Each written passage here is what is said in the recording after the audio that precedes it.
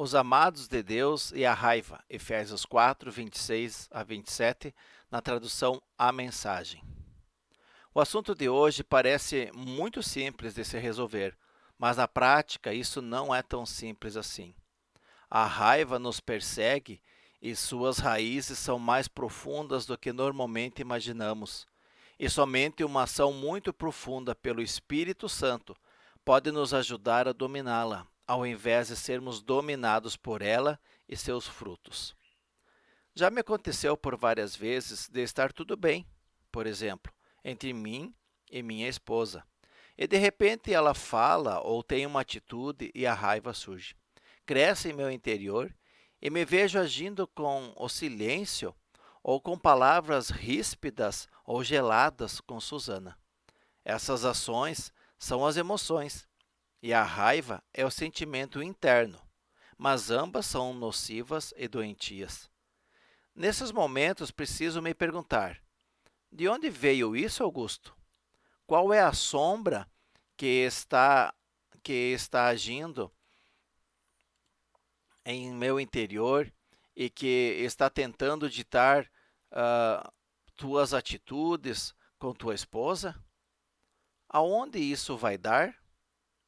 Percebam que isso acontece com todos nós e mais vezes do que temos a intenção de admitir. É por isso que a Bíblia fala desses sentimentos e emoções e nos ensina a como agirmos. Vejamos o texto de hoje, Efésios 4, 26 a 27, na tradução A Mensagem. É normal ficar com raiva. É claro que todos sentem raiva. Mas não alimentem vingança no coração. Não deixem que a raiva domine muito tempo. Resolvam o problema antes de dormir. Não deem mole para o diabo. Não deixem que ele prejudique a vida de vocês.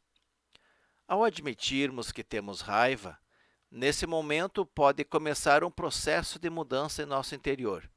Por que falei pode começar? É que vai depender de mim. Se vou permitir Deus agir em meu interior e me transformar ou não. E esse é apenas o primeiro passo. Precisamos tentar identificar qual é a fonte dessa raiva. Será que a pessoa por quem estou sentindo raiva tocou em alguma lembrança de meu passado que me fazia sofrer? Augusto Cury chama isso de gatilhos da memória. Aquilo que vimos e vivemos no passado está armazenado em nossa mente. E em algum momento isso será relembrado. Essa lembrança pode não ser boa e, por isso, podemos ficar com raiva de alguém. Parece que estamos defendendo a emoção doentia, mas, pelo contrário, estamos procurando identificar as causas, de onde ela vem, para podermos mudar. Teve épocas que ficava chateado com Susana por várias horas e até dias. Atualmente, essa raiva tem passado mais rapidamente, assim como Paulo fala nesse texto. Mas isso só é possível devido ao fato de estarmos estudando assuntos como esse na igreja, nos grupos de formação espiritual, e já faz vários anos. É uma longa caminhada sempre na direção, buscando a ação do Espírito Santo transformar a minha vida, o meu interior e de todos aqueles que estão nessa mesma caminhada. No passado, aprendíamos no seminário que nós, pastores, não podemos expressar sentimentos doentios como raiva, frustração, tristeza. E os membros nos viam como pessoas perfeitas, modelos de homens de Deus. Talvez seja por isso que muitos filhos de pastores não congregam na igreja de seus pais e nem confessam a fé do pai. Isso também é percebido em pessoas que fizeram alguma qualificação em seminários, e não somente de nossa denominação. É quase generalizado isso. Negar os sentimentos doentios não os muda, pelo contrário, vai aumentando ainda mais e em algum momento estoura a bomba emocional, e o estrago pode ser grande, até com tragédias e mortes. e vemos ultimamente muitas dessas mortes inusitadas. Paulo, sabendo disso, dá a dica. É claro que todos sentem raiva, mas não alimentem vingança no coração. Dias atrás, aconteceu uns fatos entre mim e Susana, que me chateou bastante. Me calei, fiquei refletindo. Depois de algumas horas, ela me pediu: Você não está bem? Respondi que não. Essa breve conversa e confissão entre nós dois já começou a mudar meu semblante e minhas atitudes. Precisamos levar a sério essa instrução de Paulo de não alimentar a vingança no coração. Nesse caso, o coração é o centro de nosso ser. É de onde brotam os pensamentos, os sentimentos e que resultam nas emoções. E essas nos levam a agir. É por isso que sentir raiva ainda não quer dizer que estou em pecado. A questão é o que faço com a raiva. É desse momento em diante que vem o pecado. Usar o tratamento do silêncio congelante, ignorar a pessoa, falar palavrões, insultar, agredir física ou moralmente, essas atitudes têm relação com a vingança e Deus não a autorizou para nós, seus filhos. Jesus não se vingou daqueles que o maltrataram e mesmo de quem o ofendia. Jesus era uma pessoa bem resolvida nessa área dos sentimentos e das emoções, pois sabia que era um amado de Deus, independente se as pessoas o aceitassem ou não. E mesmo que Jesus teve de fugir com seus pais para não ser morto, ele não carregou traumas ou sequelas. Não vemos ele pecando através das emoções.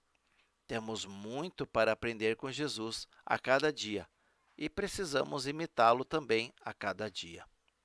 Jesus é o nosso modelo de humanidade, pois foi 100% humano.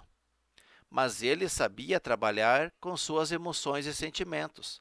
Nós precisamos da ajuda do Espírito Santo para agir em nosso interior e da ajuda de amigos e companheiros de caminhada, que vão nos avisar quando estamos errando ou se nossa direção ou inclinação vai nos levar para longe do caminho de Deus. Claro que vamos precisar de humildade para admitir nossos erros, nossos fracassos. No coração de Jesus, não havia espaço para a vingança. Ele deixou tudo isso nas mãos do Senhor, nosso Deus. Paulo deixa claro nossa humanidade quando afirma: não deixem que a raiva domine muito tempo. Fica claro que a raiva vai nos dominar por um tempo, e é nesse tempo que somos tentados a pecar. E quanto mais tempo dermos para ela nos dominar, mais pecaremos. Dias atrás, uma pessoa me pediu algo parecido com isso. Pastor, qual é o limite da maldade humana? Respondi a ela: não há limites para a maldade humana. Isso é muito verdadeiro. Contudo, as pessoas que as pessoas que entregam sua vida ao Senhor, ao senhorio de Jesus e obedecem à direção do Espírito Santo, serão logo advertidas de que estão com raiva e terão de decidir os próximos passos. Se a pessoa obedecer à indicação do Espírito Santo, ela vai dominar sua raiva e vai mudar, vai se arrepender, e essa raiva vai ser controlada. É por isso que o texto bíblico diz: resolvam o problema antes de dormir. Em outras traduções diz: antes que o sol se ponha. Isso quer dizer para resolver a situação no mesmo dia, não demorar para nos arrependermos desse sentimento doentio. Por quê? Acontece que quando não resolvemos logo a situação, vamos permitindo o inimigo minar a nossa mente, e ele passará a nos influenciar e pode até dominar a pessoa. A partir de um sentimento legítimo, e normal como a raiva. Por isso que nessa tradução diz: não deem mole para o diabo. Já devem ter ouvido falar de pessoas iradas que mataram outra. Tem acontecido muito de companheiros matarem suas companheiras. Alguns chegam ao ponto de esquartejar o corpo da vítima. Infelizmente, é mais um caso em que da raiva não controlada e alimentada dia após dia, talvez semanas ou meses, e resultou nessa tragédia. Os familiares desses assassinos normalmente custam a acreditar no acontecido. Mas o fato é que se deixou controlar pelo diabo. A pessoa permitiu-se controlar pela raiva, alimentou ela, deixou dar vazão a esse sentimento doentio. Paulo nos adverte com essas palavras: não deixem que ele prejudique a vida de vocês. Qualquer pessoa que ficar alimentando sua raiva dia após dia pode se transformar num assassino. Qualquer pessoa. Pois o diabo quer prejudicar a nossa vida íntima com Deus e, com isso, prejudica toda a nossa vida. A única maneira de nos precavermos disso, ou seja, a única forma de não sermos controlados pela raiva e pelo inimigo, é permitindo que Jesus seja nosso Salvador e Senhor. Ele precisa nos salvar de nós mesmos, de nossas atitudes doentias. Precisamos aceitar seu amor por nós. Por isso que é preciso andar no caminho da verdade, abandonar a mentira, a raiva e tantos outros sentimentos doentios. Só venceremos isso ao permitirmos e autorizarmos que o Espírito Santo de Deus nos transforme do mais íntimo do nosso ser.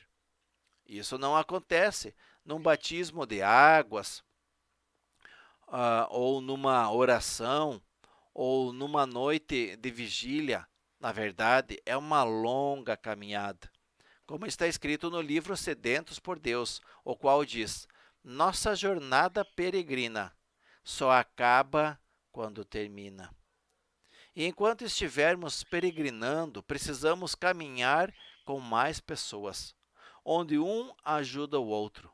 Caminharmos com mais pessoas que também desejem andar no caminho de Deus, que também têm esse desejo de mudanças em sua vida. Pessoas que admitem suas fraquezas, suas falhas e vulnerabilidades, e que andam de mãos dadas com outros nesse processo constante de transformação. Não há espaço para julgamento ou condenação. Deus nos oferece seu perdão e seu amor. Somos amados do Pai Celeste. Precisamos buscar esse relacionamento de amizade íntima e profunda com Ele. Algumas pessoas pedem oração e intercessão do pastor e da igreja sobre esse sentimento doentio da raiva, mas não buscam mudar de vida. Aí, só pedir oração não vai resolver a situação. É algo a se pensar. Sou um amado do Senhor. Como estou lidando com a minha raiva? Admito e busco ajuda ou a escondo? Tudo isso faz sentido a você, amigo ouvinte? Tudo isso que falamos hoje sobre a raiva faz sentido para você? Reflita sobre isso. Oremos. Pai querido, reconhecemos que somos falhos e que ainda temos sentimentos doentios como a raiva. Mas ajuda-nos, Senhor, a controlarmos ela. Aceitamos teu perdão e teu amor através de Cristo Jesus. Coloque pessoas a andar ao nosso lado para nos ajudar a identificarmos esses sentimentos doentios. Senhor, dá-nos forças para o vencermos, para vencermos a raiva que ainda se encontra em nosso interior. Não queremos alimentar ela em nosso coração. Pelo contrário, queremos alimentar o teu amor, a tua paz, a tua misericórdia em nós. É o que oramos em nome de Cristo Jesus. Amém. Deus o abençoe e o ilumine.